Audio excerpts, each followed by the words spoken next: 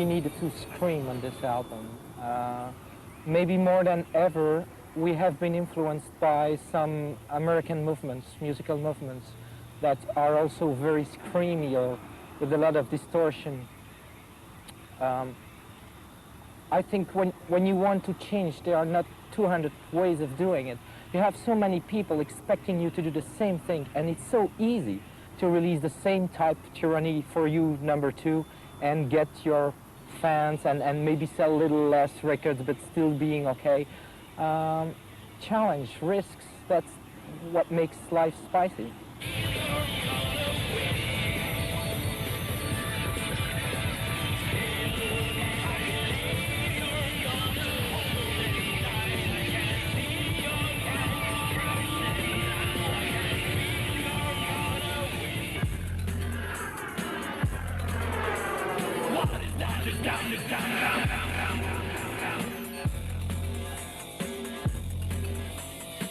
The basic start is that you want to change, you want to challenge yourself, and you're gonna have to reconsider internally even your way of working. And at that level, the only way to challenge for us was to call other people and to try to mix those people with what we were doing and trying that way to reach something different. What is very important is to keep the idea and know what you want as a result. And then the other people are kind of used with their talent, of course, but they're used in your project. And you keep something very personal at the end because you're like a movie director. You're in charge and control of most things.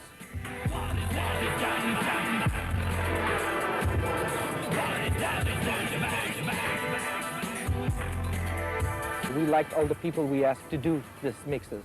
Also in the 80s, you could go for a mix and the mixer was reasonably transparent about it. In the 90s, I think mixers have such personality in so many cases that, of course, the risk that you don't have really a total 242 record, but almost like a Prodigy or a Orb or a Jim Thirlwell mix, those chances are, we knew it. And all you can do is, I like the guy, I give him my material, and I trust him.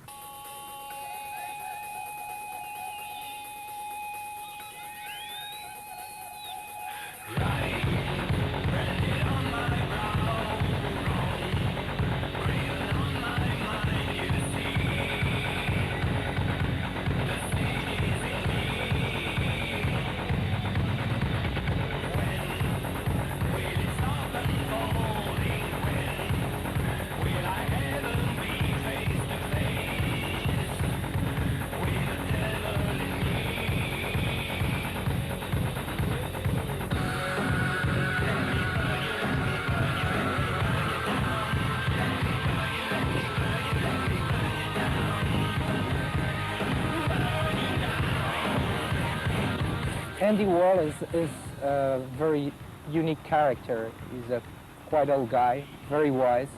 He's used to generally do more rock bands like Sonic Youth, Nirvana, Rage Against the Machine, all those bands. And it would have been so easy to choose an electronic producer like Flood or Sherwood, which have a lot of qualities. But again, here, we really want to have a shock in between two cultures, two ways of doing. And for him also it was a great challenge because he told us it has been 20 years he didn't do any electronic music and it was disco at the time. So suddenly this guy was in front of a mixing desk, like 48 tracks of just electronic stuff. It was very difficult for him to do it. But each evening when we came back to the studio, we gave him the idea in the morning and what we wanted to reach. And each evening when we came back to the studio, the surprise was just great. We really liked what he did as a work. There was nothing to say. We probably would have done it differently. But the work he did, the general landscape of what he did was perfect.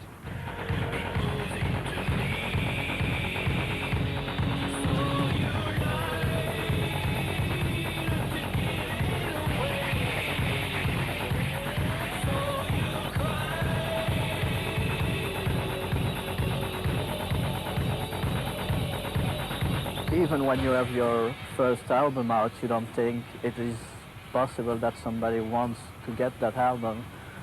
Lollapalooza is the same thing. You don't imagine yourself being in a position. It's something, at one point we were like, it would be nice to be on there, and then it's like a dream and you say, okay, forget it, we won't even be considered to be there. And as a European band, being the one European band there, yeah, it's nice. We're not even English, so it's even nicer, I think.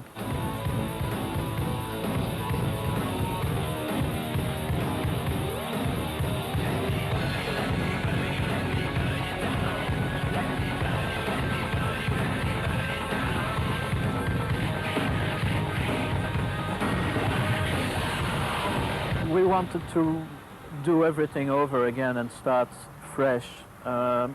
And when we started, I remember each record was the first, but also the last one. And this record, for the new Front 242, could be the last one, as it is also the first one. So you want to make a very strong statement and something that you're not ashamed of in 2 years.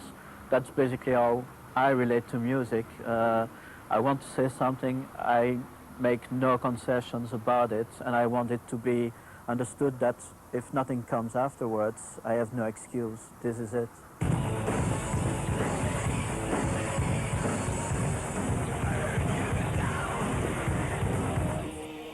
Didn't you figure it? Each number is a letter of the alphabet.